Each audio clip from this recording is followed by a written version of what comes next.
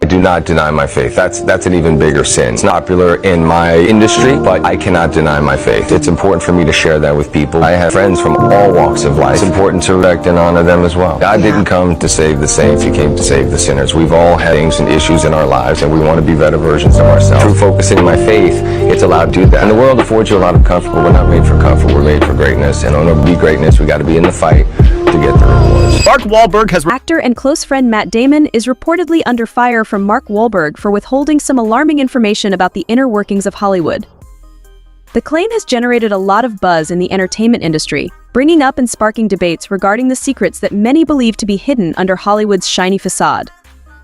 According to insiders, Walberg has been becoming more agitated with Hollywood's culture of silence, which permits famous people who often know disturbing information to remain quiet in order to protect their reputations and livelihoods. In a recent interview, Walberg allegedly accused Matt Damon of taking part in this system of secrecy, meaning that Damon has stayed silent regarding questionable practices and dishonest transactions that occur behind closed doors in the film industry. Walberg said that while Damon, like a number of other well-known actors, has known about the bad sides of Hollywood for a long time, he has chosen to ignore them.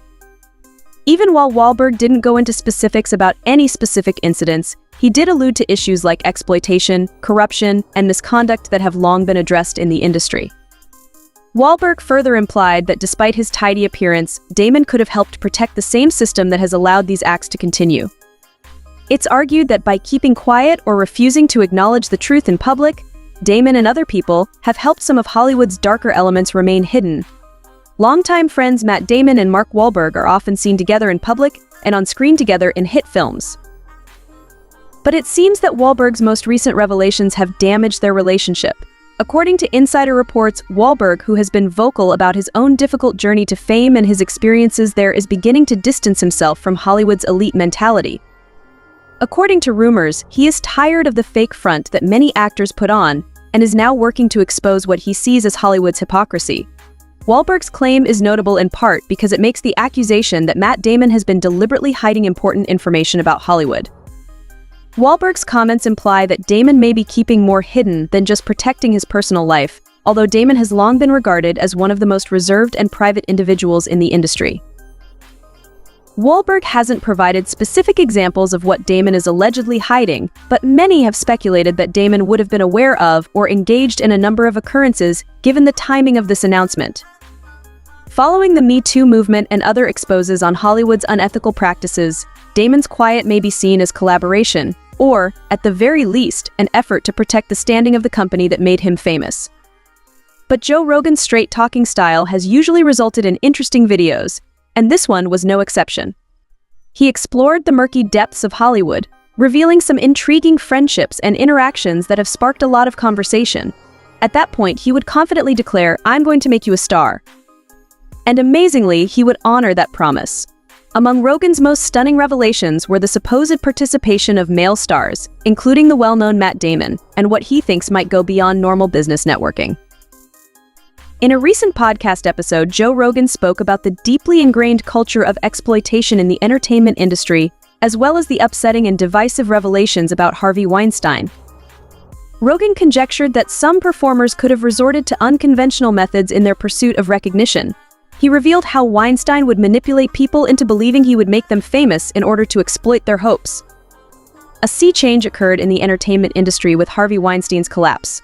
Joe Rogan highlighted one of the most unsettling parts of his alleged wrongdoing: his diabolical style of operation.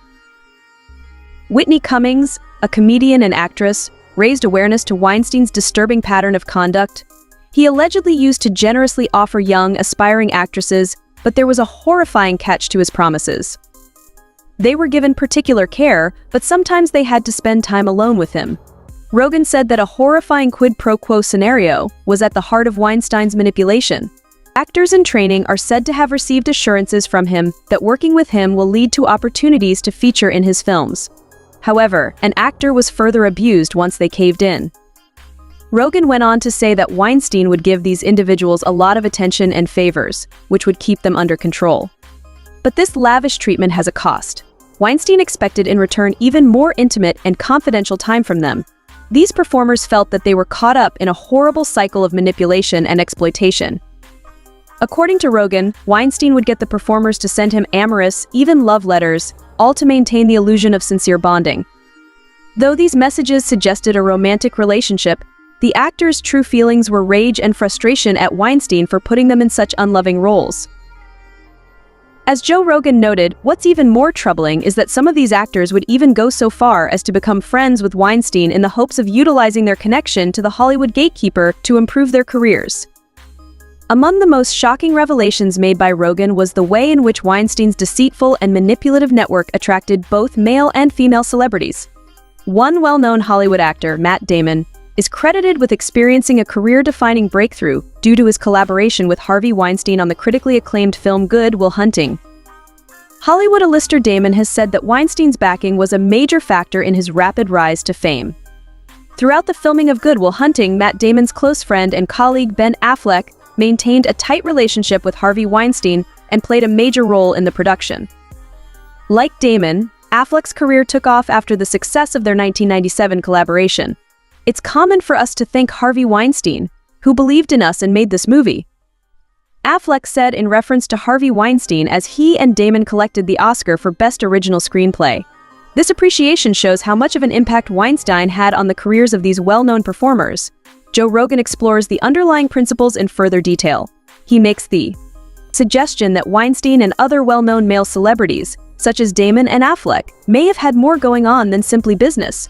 Rogan suggests a more nuanced conversation in which it was probably hard to tell the difference between desire and personal compromise. This point of view forces us to rethink how we see the power dynamics in the industry and poses difficult questions about the decisions made by those who benefited from Weinstein's influence. The Weinstein debacle makes it clear that Hollywood's power structure extended beyond the relationships between major producers and up-and-coming performers. Male performers also face situations where their objectives are complicated by the challenges of navigating an industry that is infamous for its exploitative practices. In addition, Matt Damon and George Clooney's admission that they knew about Weinstein's behavior, as they said on Good Morning America, highlights the risky culture of silence that dominated Hollywood. They took into consideration their perceptions of Weinstein as a mistreatment and womanizer when a difficult situation emerged in October 2017 as a result of their professional and personal interactions with him. Nonetheless, they insisted that they were not aware of the full scope of the charges levied against him. During the conversation, Damon disclosed a noteworthy revelation. He knew about the way Weinstein had handled Gwyneth Paltrow prior to her beginning the 1996 Emma filming. This important discovery highlighted a troubling facet of the entertainment industry's pervasive culture of silence. To put everything in context, Paltrow had previously discussed her uncomfortable experience with Weinstein, detailing how he had duped her into believing she was attending a business meeting at a hotel. There, he approached them inappropriately and suggested that they have massages in a bedroom. When Paltrow, then only 22 years old, confided in her then-boyfriend Brad Pitt about her anxiety, Pitt approached Weinstein. Serious questions about silence and accountability are raised by Damon's statement that he was aware of Paltrow's incident.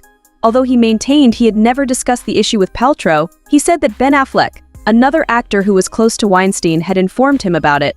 According to Damon, Affleck informed him about a settlement that Paltrow and Weinstein had struck.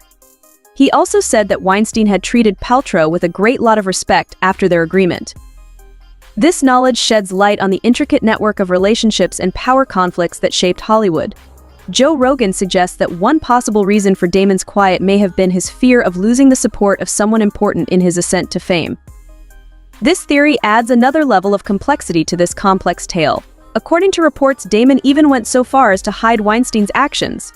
The Rap's founder, Sharon Waxman, said in 2017 that an expose she had reported in 2004 had been pulled by the New York Times. Under tremendous pressure from A-list celebrities like Russell Crowe and Matt Damon, Waxman revealed that the original topic of her story was an Italian division executive at Miramax who was allegedly paid to assist Weinstein with his essay. She said that direct calls from Damon and Crowe praising Lombardo were among the pressures Weinstein used, along with discussions that at the time were entirely beyond of her control. Ultimately, the story took a significant turn. Waxman was informed that Weinstein had personally visited the newsroom to express his dissatisfaction. Waxman believed that Weinstein's status as a well-known person and significant advertiser had a significant role in the story's transformation. Damon later claimed that he was not aware of the specifics of Waxman's piece, but that Weinstein had informed him that the tabloid was unfairly attacking Lombardo. Joe Rogan's thesis prompts us to consider the experiences of other male performers who could have been coerced, duped, or threatened into compromising their moral principles. Even if these claims are speculative, they highlight the need for a more thorough conversation about power and coercion in the film industry. Rogan's analysis of these sensitive topics serves as a reminder that the issues at hand transcend gender by looking at the moral lines that entertainers may cross in their quest of fame and the ways that power dynamics may affect a career. Harvey Weinstein was well known for disparaging several women in the entertainment industry. However, new information suggests that men could also be among his victims. It is particularly shocking to consider that some of these people may have had consensual encounters with Weinstein. Joe Rogan said and hinted that Matt Damon provided this shocking information, which may have gone beyond the male actor's professional networks. In addition to discussing the unsettling and divisive revelations about Harvey Weinstein, Joe Rogan also looked at the widespread culture of exploitation in the entertainment industry. According to Rogan's theory, certain singers may have pursued unconventional paths to fame in their persistent pursuit of recognition. Rogan stressed that Weinstein's intimidating manner was among the most unsettling features of his alleged conduct. Comedian and actress Whitney Cummings shed light on Weinstein's unsettling inclination. Claiming to have lured young, ambitious performers with lavish promises, his reputation was ruined by an awful disclaimer. All they could do was comply with his request. The quid pro quo at the heart of Weinstein's manipulation was quite concerning, as Rogan disclosed. He allegedly promised these up-and-coming artists that if they worked closely with him, they would get the much-sought-after chance to appear in his films. However, they were taken advantage of the more they complied with his demands. Rogan continued by saying that Weinstein would lavish these individuals with benefits and attention in order to maintain control over them. However, this luxurious treatment came at a grim cost. Weinstein insisted on having more private and intimate conversations with these artists. The actors felt ensnared in a horrifying cycle of abuse and deception. According to Rogan, Weinstein forced these performers to write him sincere, even love letters, so as to preserve the illusion of commitment. Beneath these seemingly love signals of a relationship, the performers had a great deal of resentment for the unstable situations they were thrust into. What's even more concerning is that, as Joe Rogan pointed out, a number of performers deliberately sought Weinstein's friendship in an effort to further their careers via Hollywood's notorious gatekeeper. One of the most alarming aspects of Weinstein's alleged misconduct that Rogan has exposed is the fact that celebrities of both genders were ensnared in his deceitful net. This viewpoint raises challenging questions about the decisions made by those who profited from Weinstein's influence and calls into question our understanding of the power dynamics inside the industry. As the Weinstein case demonstrates, Hollywood's power structures extended well beyond the bonds between strong producers and aspirational actresses. Male players can also find themselves in situations where managing a company with a reputation for participating in predatory methods is a critical component of attaining their goals. The fact that Matt Damon and George Clooney acknowledged during the interview that they were aware of Harvey Weinstein's behavior demonstrates the multifaceted nature of their relationship. Damon also made a very important statement. He was aware that Gwyneth Paltrow had been mistreated by Weinstein prior to her starting to film Emma in 1996. This finding was notable because it shed light on the unsettling culture of silence in the entertainment industry. Furthermore, it's claimed that Damon's close relationship with Weinstein motivated him to actively conceal the mogul's improper behavior in 2017. Rapper Sharon Waxman said in 2004 that she was working on a story for the New York Times when it was canceled because Matt Damon and Russell Crowe had voiced strong concerns. According to Waxman, the primary focus of her investigation was an executive at Marama Max's Italian location who was purportedly bought off to conceal Harvey Weinstein's wrongdoing. She said that her testimony was significantly changed as a consequence of persistent pressure from Weinstein, which included calls from Damon and Crowe endorsing the executive and anonymous high-level meetings at the Times. In reply, Damon stated he had no clue what the topic of Waxman's story was, and that Weinstein had just informed him that the newspaper was putting up a hit piece on Lombardo. Waxman added that Weinstein had personally visited the newsroom to express his displeasure, and he also mentioned Weinstein's significant influence as a well-known Times advertiser. I think Sharon Waxman's piece just said that Russell and I discussed our experience over the phone with Fabrizio. Harvey continued by saying that George Clooney seemed to defend Weinstein when the allegations against him initially appeared online. Waxman is writing a really negative story on Fabrizio. Please contact her and report back to her about your meeting with Fabrizio. Clooney claimed to have dismissed rumors of Weinstein's misbehavior even though he had heard them.